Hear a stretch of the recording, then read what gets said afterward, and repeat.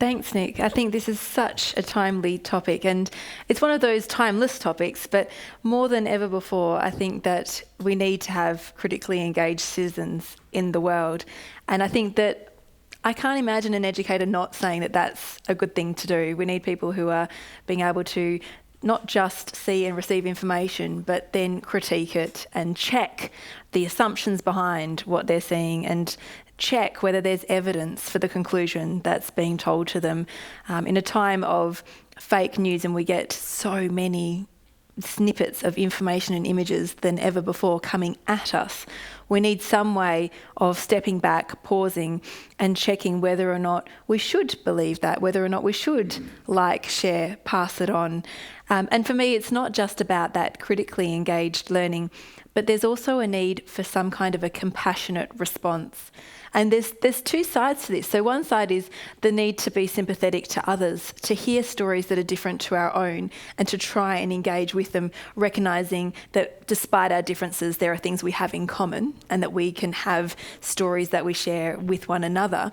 But then on the other side, particularly in light of social media and how much sensationalised 24/7 news cycle throws at us, we actually need to be mindful of compassion fatigue as well. And so again, finding that balance of when we respond sympathetically to what we're seeing, the other person involved, particularly if they're mediated technologically as an avatar that we can't see face to face, but also when we step back and need to be critical of what we're being told and what we're seeing to see that it really is real and not fake news.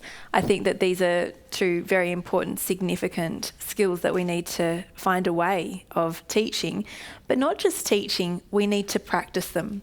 And so it's not just about knowing the right way of being critical or the right way of being compassionate, but having a chance to put that into practice and finding safe spaces, particularly in the classroom, to work collaboratively with one another. And I think that then that brings me to a third point, which I think is really needed in society today, which is it builds trust.